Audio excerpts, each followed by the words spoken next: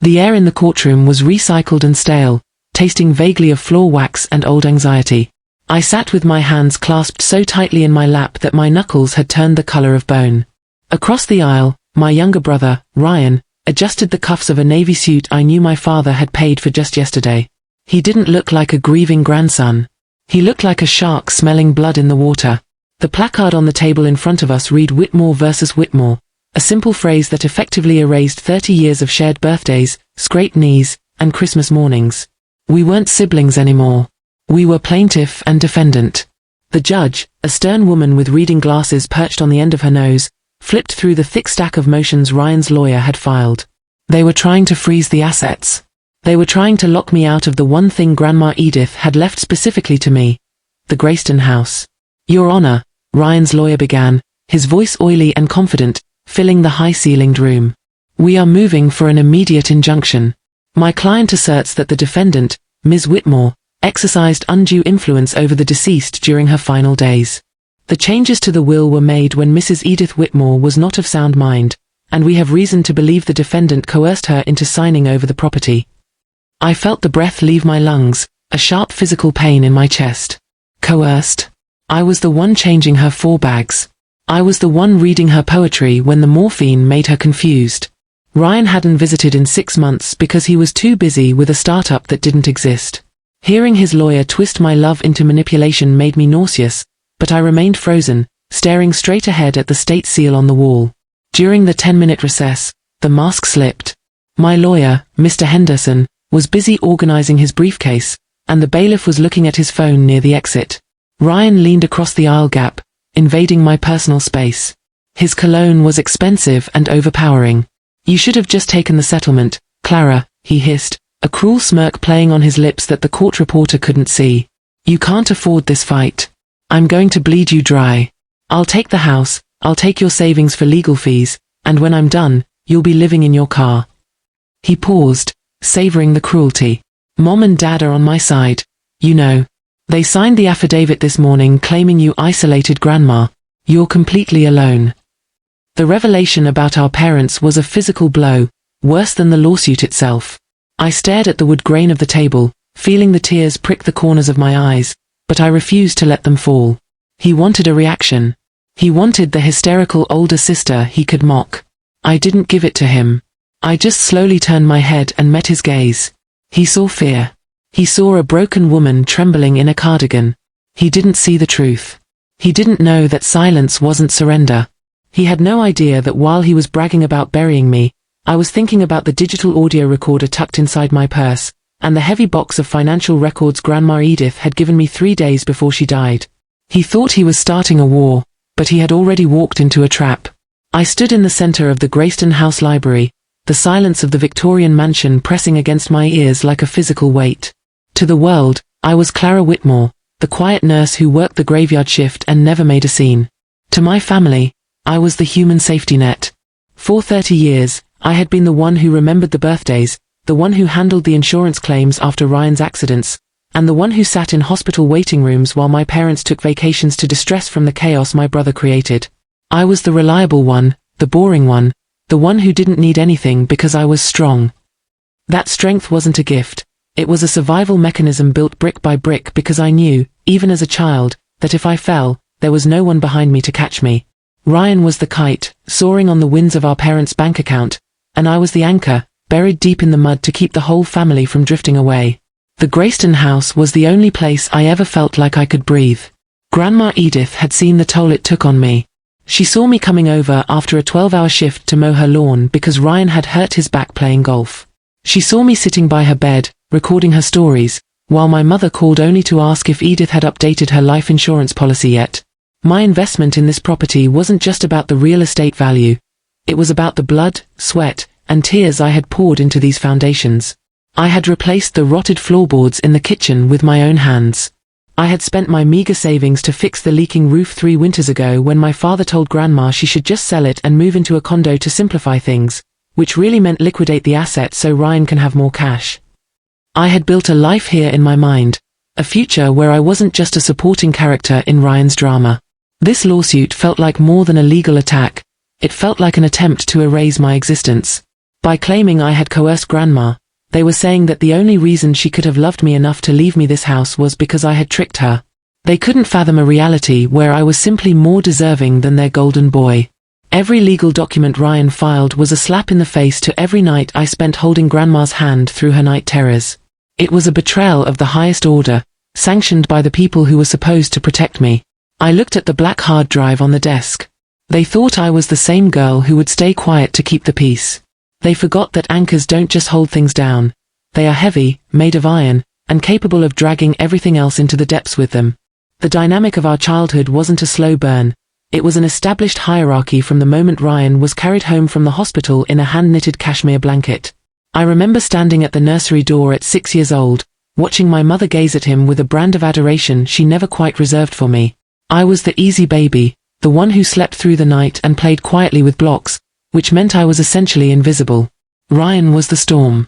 He screamed, he demanded, and he consumed every ounce of oxygen in the room. My parents didn't just love him, they worshipped at the altar of his potential, a potential that never actually materialized into anything other than a talent for spending money that wasn't his. To them, my stability was a baseline requirement, while Ryan's smallest gestures were treated like miraculous achievements. If I brought home an A, by the time we were teenagers, if Ryan managed to not fail a math test, into a permanent personality trait. Ryan didn't ask for things, he claimed them.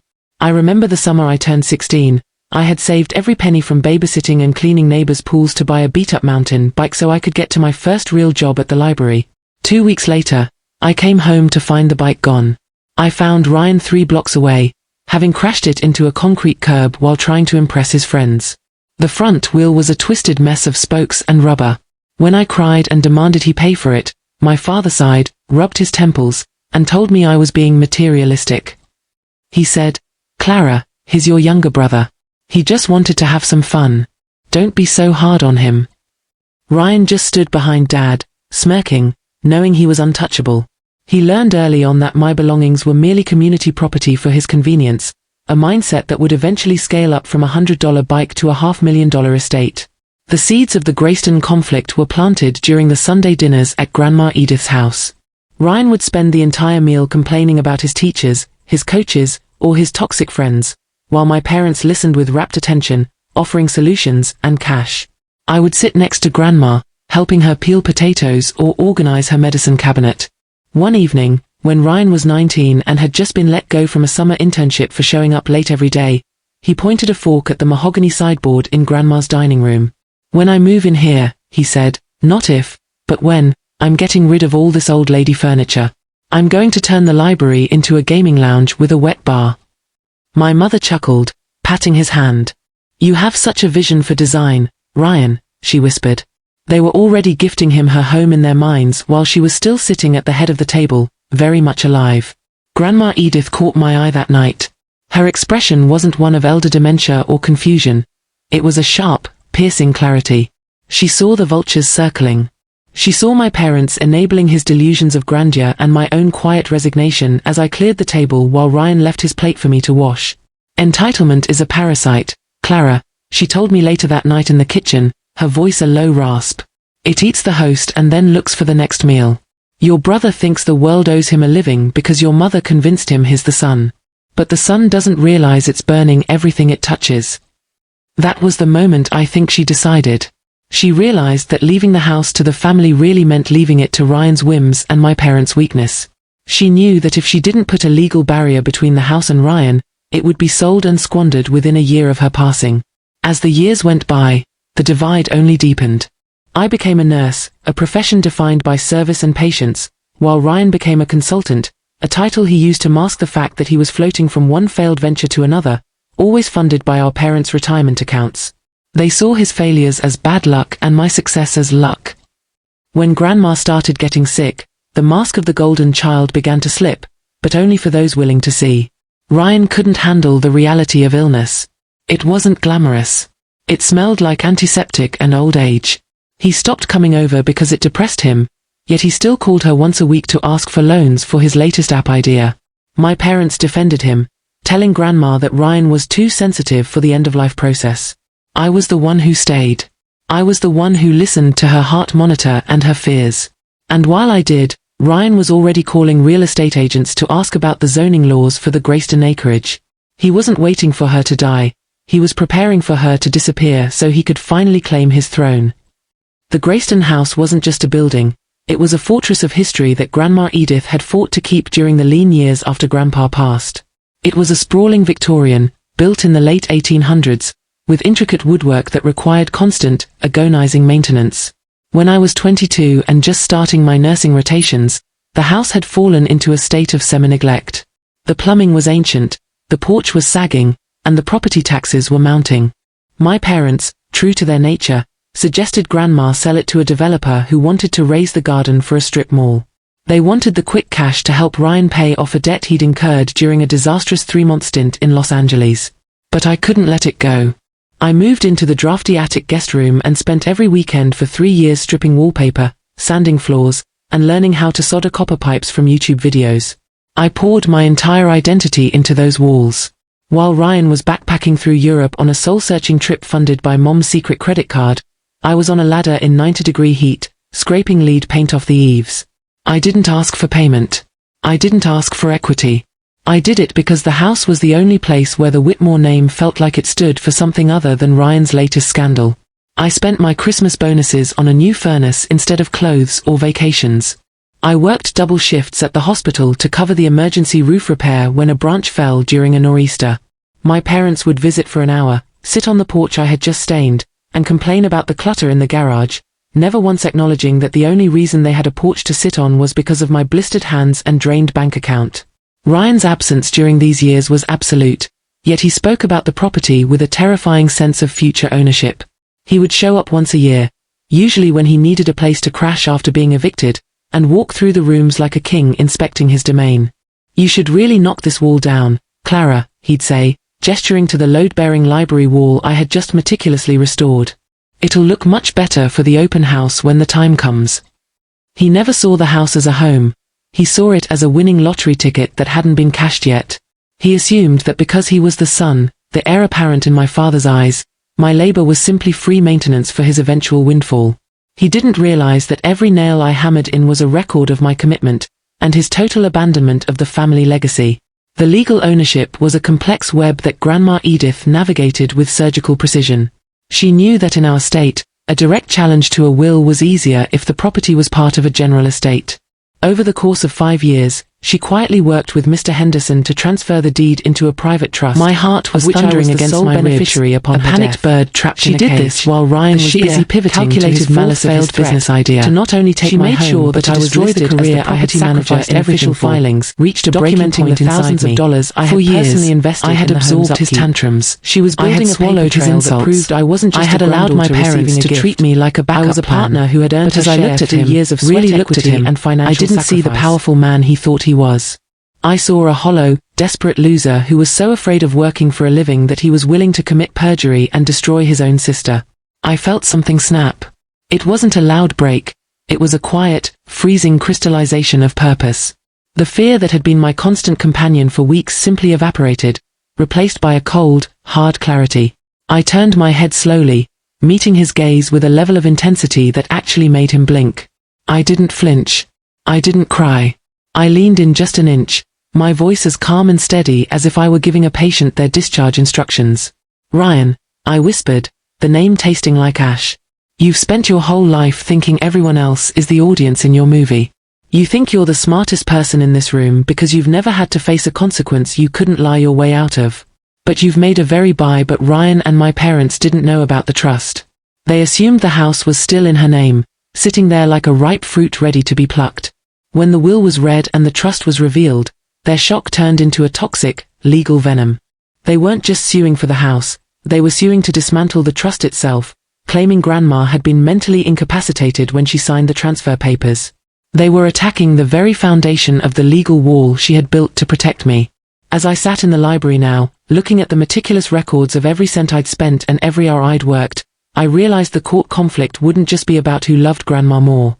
It was going to be a cold, hard look at who had built the house up and who had been waiting for it to fall so they could pick through the ruins.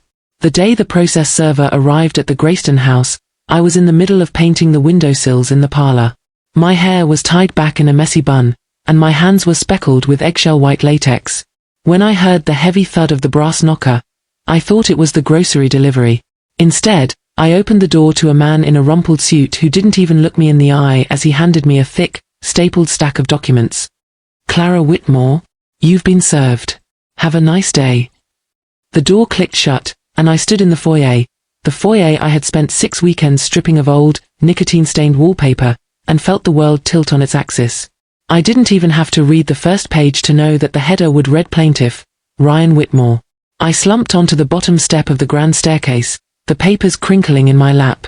The language was cold, clinical, and utterly devastating. It wasn't just a claim for the house, it was a character assassination. It alleged that I had used my medical background as a nurse to medicate and manipulate Grandma Edith into signing over the trust. It claimed I had systematically alienated her from her beloved grandson and her only children. Every word felt like a physical strike. I reached for my phone, my fingers shaking so badly I nearly dropped it. I called my mother, certain that she didn't know the extent of Ryan's cruelty. Surely, she wouldn't allow him to accuse me of elder abuse. "Mom," I whispered when she finally picked up on the 4th ring. "Ryan just served me. He's saying I drugged Grandma. You have to talk to him. You have to tell him to stop this." There was a long, hollow silence on the other end of the line.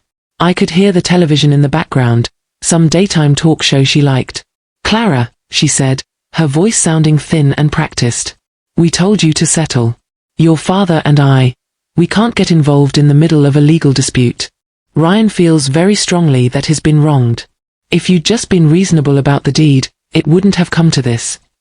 He's accusing me of a crime. Mom, you were there. You know I never kept you away." "I remember things differently, Clara," she said, her tone turning icy. "I remember calling and you saying she was too tired for visitors. Maybe you didn't mean it maliciously, but the result was the same. We have to support Ryan. He has nothing. You have your career." She hung up. The dial tone was a flat, mocking screech in my ear. My parents weren't just staying silent, they were providing the ammunition for the execution. 10 minutes later, a text popped up from Ryan. "Check your inbox, sis. This is just the opening act. By the time I'm done, the Board of Nursing is going to have some very interesting questions about your care for Edith. Sign the house over by Friday, or I'll make sure you never wear scrubs again." That was the moment the emotional collapse hit its floor. I curled into a ball on the stairs and sobbed until my ribs ached. I felt like a child again, the invisible girl whose bike was broken and whose feelings were materialistic. I felt the crushing weight of being alone against a front that shared my own blood. I looked at the walls of the house that was supposed to be my sanctuary, and for a second, I hated it. I hated Grandma for leaving it to me. I hated myself for loving it. But then, my eyes landed on the white paint on my hands. I looked at the smooth, clean finish on the windowsill. I had done that. I had fixed the rot. I had saved this place. Ryan had never built anything in his life. He only knew how to tear things down. If I gave up now, I wasn't just losing a house. I was confirming their lie that I didn't matter. The sobbing stopped. I stood up, walked to the kitchen sink, and scrubbed the paint off my hands with a coarse brush until the skin was raw and red.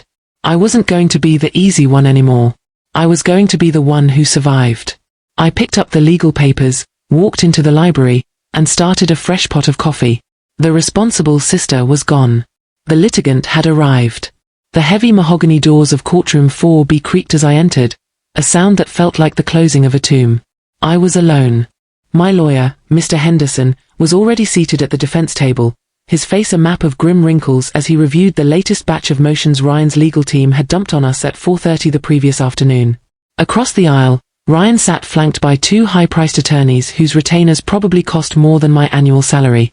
My parents were there, too, sitting in the front row of the gallery directly behind Ryan. My mother wouldn't look at me, but my father stared with a cold, detached judgment that hurt worse than a physical blow. The air was thick with the scent of floor wax and the silent, vibrating tension of a family being torn apart by the roots.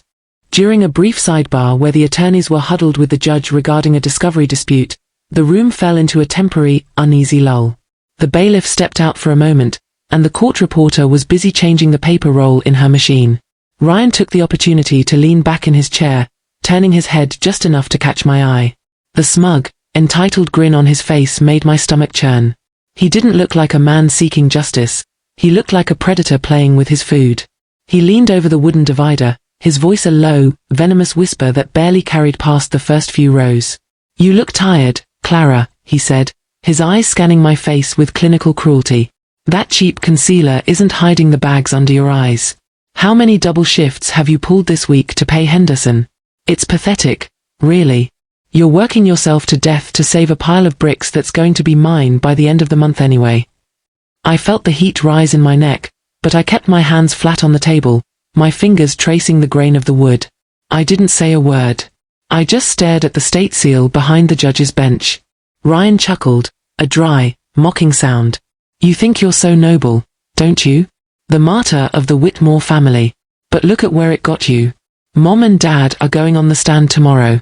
They're going to tell the world how you manipulated a dying old woman. They're going to describe every time you forgot to invite them over. And after I win the house, I'm going to file a formal complaint with the state licensing board. I've already got the draft ready. Nurse Whitmore uses professional expertise to coerce vulnerable patients. It has a nice ring to it, doesn't it? You'll be lucky if you're working at a fast food joint by Christmas. Gee, mistake. You've confused my patience for weakness. You've spent so much time preparing your own lies that you completely forgot to check if I was telling the truth about what I have." He started to retort, his lip curling into a sneer, but I cut him off with a single, sharp look. "Enjoy the lunch with Mom and Dad," I said, a ghost of a smile touching my lips. "Make sure they order the expensive wine. Because after the evidence I'm submitting this afternoon is read into the record, none of you are going to have much of an appetite for quite a long time." I turned back to the front, my spine straight, feeling the weight of the hard drive in my purse. He thought he was the one with the leverage. He was about to find out what happens when you try to drown an anchor. The lunch break felt like a lifetime. While Ryan, Mom, and Dad were likely at the bistro across the street sharing a bottle of Chardonnay and celebrating my imminent demise, I remained in the library of the Grayston house. I wasn't eating. I was finishing the digital catalogue of the black hard drive Grandma Edith had hidden in the safe. I had spent the last 72 hours meticulously cross-referencing her journals with the audio files, and what I found was more than just a defense, it was an autopsy of my brother's soul. Grandma had been a schoolteacher for 40 years, she knew how to keep a gradebook, and she had treated Ryan's behavior like a failing student who refused to learn. I opened the folder labeled The Incident, November 14th. It was a high-definition recording from a nanny cam Grandma had installed in the living room after she noticed her jewelry started disappearing. I pressed play, and the screen showed Ryan standing over her while she sat in her armchair, her frame frail but her eyes sharp. Ryan was shouting, his face distorted by a greed so naked it was sickening. "You're not using that money for anything but medical bills and hospice, Edith. Give me the power of attorney now, or I'll make sure the state takes this house and puts you in a ward with the loonies. Is that what you want?" The recording didn't stop there. It showed my mother entering the room a few minutes later, seeing Grandma in tears, and instead of defending her, she whispered, "Edith, just do what he says. It's for the best. He's just stressed about his business." My hands were steady as I moved the file into the evidence exhibitor folder. Next, I pulled up the financial records. Ryan had alleged that I was stealing from Grandma's accounts. The reality was the exact opposite. I had copies of checks Grandma had written to cash that were immediately followed by deposits into Ryan's personal account, money he had coerced out of her by claiming he was being threatened by creditors. But the real crown jewel was the property proof. Grandma had kept every single receipt I had ever given her for the repairs I performed. She had even kept a log of the hours I spent working on the house, annotated with her own handwriting. "Clara saved the porch today. She is the only one who cares for the bones of this home. Ryan only cares for the price of the meat." I also found the email thread between my father and Ryan from just 3 weeks before Grandma died. My father had written, "We need to make sure the doctor signs off on the dementia diagnosis soon. If she stays of sound mind, the will is going to be a problem. Ryan, find a specialist who isn't too curious." It was the smoking gun of a conspiracy to commit fraud. They weren't just being mean, they were being criminal. I felt a cold, clinical sense of control wash over me. For years, I had lived in their narrative where I was the difficult daughter and Ryan was the unlucky son. But data doesn't have a narrative. Data just is. I printed out the transcripts of the voicemails Ryan had left on my own phone, the ones where he threatened to ruin my nursing license if I didn't sign over the deed. I highlighted the dates and times. I aligned them with the court filings he had made, showing a clear pattern of legal extortion. I wasn't just defending a house anymore. I was protecting the truth of a woman who had loved me enough to arm me with the truth. I packed the hard drive, the printed transcripts, and the original journals into my briefcase. I checked my reflection in the hallway mirror. The woman who had been sobbing on the stairs was gone. In her place stood someone who understood that in a court of law, the loudest voice rarely wins, the one with the receipts does. I picked up my keys and headed back to the courthouse, ready to turn the golden boy into a cautionary tale. The following 3 weeks were a masterclass in psychological warfare masquerading as legal procedure. Mr. Henderson and I spent hours in his wood-paneled office, surrounded by towers of case law, but our primary strategy wasn't to strike, it was to wait. "Clara," he told me, leaning back in his swivel chair while tapping a pen against the hard drive, "the most dangerous thing you can give a man like your brother is silence. He's used to you reacting. He's used to you pleading for peace. When you don't give him that, he will start to fill the void with his own noise. And that noise will be his undoing." We sat on the evidence like a secret fire, purposely filing for minor discovery extensions and questioning small procedural details. We were playing the role of a desperate defendant struggling to keep her head above water, and Ryan fell for it completely.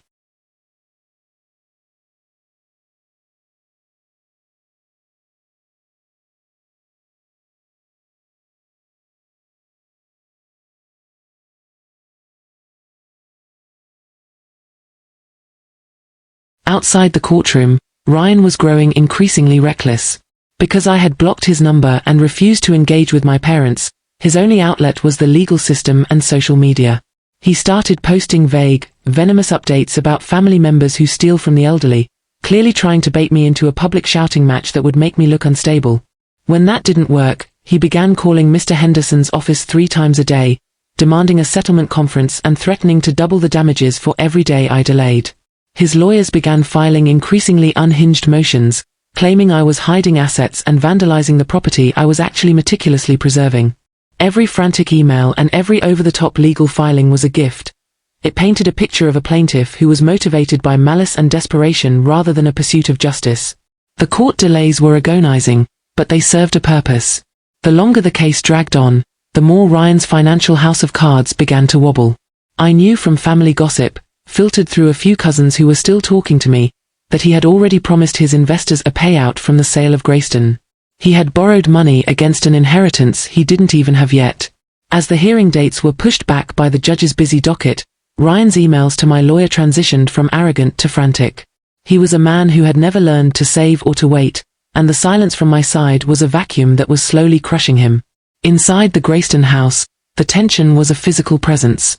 I lived among the boxes of evidence, sleeping only a few hours a night, waking up at every creak of the floorboards. I was terrified that in his desperation, Ryan might show up at the door. But I stayed. I kept the lawn mowed and the garden tended, a silent signal to the neighborhood, and to the court, that I was the rightful steward of this legacy. My parents sent one final letter through their own attorney, a last chance to avoid the public humiliation of a trial. They didn't realize that the only person about to be humiliated was the son they had spent 30 years shielding from the truth. I didn't reply. I just looked at the calendar, circling the date of the final evidentiary hearing in red. The trap was set, the bait was taken, and all I had to do was remain the weak sister for just a few more days. The day of the evidentiary hearing felt like the air before a lightning strike, heavy, electric, and suffocating. Ryan walked into the courtroom with a swagger that bordered on the theatrical, clapping his father on the back and flashing a wink at his legal team. He truly believed today was the day he would finally evict me from Grandma's legacy and my own life. He sat at the plaintiff's table, leaning back with his arms crossed, his eyes fixed on me with a look of predatory triumph. My parents sat behind him, a united front of cold disapproval. They looked at me as if I were a stranger who had wandered into their family tragedy. They were ready to watch me lose. The turning point came when Mr. Henderson stood up. He didn't start with a speech. He started with a request to admit the digital records from the trust's private safe. Ryan's lawyer jumped up to object, claiming late discovery, but Henderson calmly produced the notarized receipt from the trust's inception, proving these documents had been part of the estate since before Edith passed. The judge leaned forward, her interest piqued. "Proceed," she said. The first thing we played wasn't a recording. It was a high-resolution scan of my father's email to Ryan about the specialist for the dementia diagnosis. I watched my father's face drain of color in real time. The silence in the room became a vacuum, sucking the oxygen out of Ryan's lungs. He shifted in his seat, the swagger replaced by a rigid, frantic tension. Then, the audio filled the room. It was the recording of Ryan screaming at Grandma. His voice, distorted by rage and greed, echoed off the high marble walls. "Give me the power of attorney now, or I'll make sure the state takes this house and puts you in a ward." The sound of Grandma's soft, terrified weeping followed. My mother gasped, her hand flying to her mouth. She looked at Ryan, then at the recording, as if seeing a monster for the first time. The mask of the golden boy wasn't just slipping, it was being incinerated. Ryan tried to stand, his mouth opening to shout, but his own lawyer grabbed his arm, pulling him back down. Ryan's eyes darted around the room, looking for an exit, but there was nowhere to go. The courtroom was a cage of his own making. I sat perfectly still, my eyes fixed on the empty space in front of me. I didn't look at them. I didn't need to see their shame to know I was winning. The silence that followed the recording was the most powerful thing I had ever heard. It was the sound of a 30-year-old lie finally collapsing under the weight of the truth. My mother began to cry, but this time, it wasn't the practiced, manipulative weeping she used to get her way. It was the sound of a woman realizing she had nurtured a viper while trying to kill the only child who actually loved her. Ryan's confidence didn't just crack, it shattered into a million jagged pieces, and for the first time in his life, he looked exactly like what he was, a small, desperate man with nothing left to take. The judge did not waste time. She looked at Ryan not as a grieving heir, but as a criminal who had mistaken a courtroom for a theater. Her voice was a gavel in itself, striking down every lie he had spent months weaving. "This court finds the plaintiff's claims not only meritless but maliciously constructed," she stated, her eyes burning with a cold, judicial fury. "The evidence of witness tampering, attempted fraud, and elder abuse is overwhelming. The Grayston house remains the sole property of Clara Whitmore, and the trust is upheld in its entirety." She didn't stop there. She ordered Ryan to pay every cent of my legal fees and referred the evidence of his attempted medical fraud to the district attorney's office for criminal investigation. The fallout was instantaneous and total. As we exited the courtroom, the investors Ryan had been stringing along were waiting in the hallway, their faces twisted in rage. They had heard the verdict. The house was no longer a payday, it was a fortress he couldn't breach. Ryan stood there, stripped of his expensive suit's authority, looking small and broken. My parents tried to approach me, my mother's face a mask of tearful regret, but I walked past them as if they were shadows. They had chosen their side long ago. They didn't get to switch just because the winning side changed. The financial consequences for Ryan were catastrophic. Without the house to collateralize his debts, his businesses folded within weeks. He was forced to declare bankruptcy, and the looming criminal charges meant no one would hire him. He went from the golden child to a social pariah, a cautionary tale whispered about in the town he once thought he owned. I went back to the Grayston house and locked the door. For the first time in my life, the silence wasn't lonely, it was earned. I was no longer the invisible daughter. I was the one who stood her ground, and in the end, that was the only inheritance that truly mattered.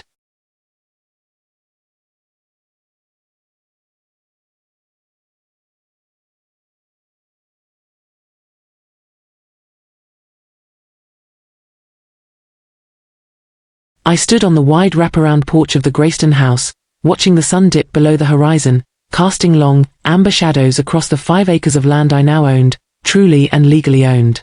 The air was crisp, smelling of damp earth and the pine trees that bordered the property. For the first time in my 30 years, the crushing weight in my chest was gone. There was no one to answer to, no one to apologize to for existing, and no one to bail out of a self-inflicted crisis. I walked back inside and let the heavy front door click shut, the sound echoing through the foyer. I didn't turn on the lights immediately.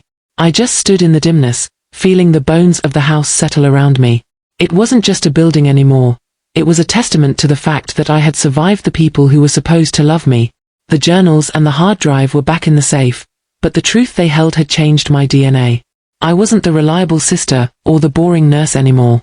I was a woman who had looked at the people who raised her, realized they were willing to destroy her for a lie, and chose herself instead. My parents had tried to call, leaving weeping voicemails about forgiveness and healing the family, but I had deleted them without listening to the end. Some bridges don't need to be rebuilt, they need to stay burned so the people who set the fire can't cross back over. I sat at the kitchen table with a cup of tea, looking at the cracks in the old linoleum that I would eventually replace with my own 2 hands. I felt a sense of identity that had nothing to do with being a Whitmore and everything to do with being Clara. I wasn't waiting for a storm anymore. I was the one who had cleared the sky. I put my phone on silent, leaned back in my chair, and finally realized that being alone was a hell of a lot better than being a scapegoat.